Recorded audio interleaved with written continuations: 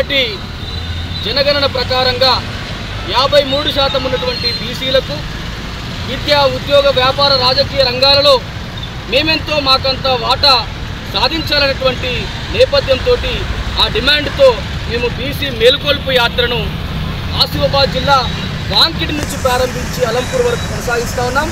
అందులో భాగంగా ఉద్యమాల గడ్డ గోదావరికని ప్రాంతానికి ఈరోజు చేరడం జరిగింది. స్థానిక అంబేద్కర్ గారికి నివాళులర్పించి మేము ఈ సందర్భంగా మాట్లాడుతూ ఉన్నాం. ఇవాళ ఈ యొక్క రాష్ట్రంలో కామారెడ్డి డిక్లరేషన్ పేరిట ఎన్నికల సమయంలో ఏదైతే రేవంత్ రెడ్డి గారు వారి యొక్క పీసీసీ తీర్మానం చేసి 42% వాటాకు పెంచుతామని చెప్పేసి ఒక హామీని ఇవ్వడం జరిగింది. ఆ హామీ అమలు చేయాలని బీసీ ఉద్యమాలుగా మేము అనేక పోరాటాలు చేశాం. అందులో భాగంగా 12 రోజుల ఆమరణ దీక్షను చేయడం జరిగింది. కానీ వాళ్ళ వార్తా పత్రికల ద్వారా ప్రభుత్వం లీక్స్ ఇస్తూ ఉన్నది.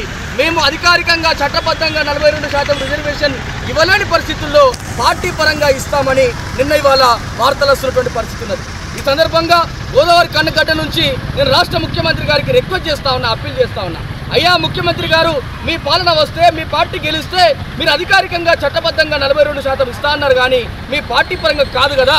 మీరు ఒకవేళ పార్టీ పరంగా ఇస్తే మీరు ఒక స్థానంలో బీసీని పెట్టే చోట మరొక పార్టీ వేరే అగ్రవర్ణాల వ్యక్తులను పెడితే, ఇంకో స్థానంలో మీరు అగ్రవర్ణాల వ్యక్తులు చేట ఇంకో పార్టీ బీసీని పెడితే అక్కడ బీసీలు ఇక్కడ బీసీలు గడ్డు పరిస్థితి ఎదుర్కోవాల్సిన పరిస్థితి వస్తుంది.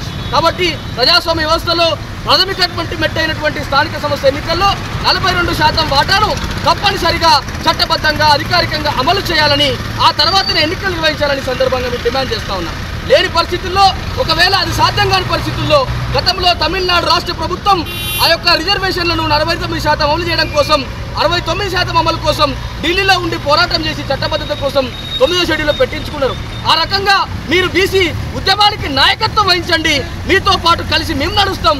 తప్పకుండా కూడా ఈ యొక్క తెలంగాణ అసెంబ్లీ బిల్లును 9వ షెడ్యూల్లో 43% వాటాను విద్యా ఉద్యోగాల్లో అదేవిధంగా స్థానిక సంస్థల్లో అమలు చేసుకుందామని, ఎట్టి పరిస్థితుల్లో కూడా మీరు బీసీల ఇచ్చినటువంటి హామీలు అమలు చేయకుండా తూతూ మంత్రంగా తుమ్మకాయ మంత్రంగా మభ్యపెట్టేటువంటి ప్రయత్నం చేస్తే మాత్రం బీసీల యొక్క ఉద్యమ ప్రళయానికి కొట్టుకపోక తప్పదని తప్పనిసరిగా ముఖ్యమంత్రి గారు ఆ దిశగా ఆలోచించాలని మీడియా పెద్దల ద్వారా నేను రాష్ట్ర ప్రభుత్వం డిమాండ్ చేస్తాను.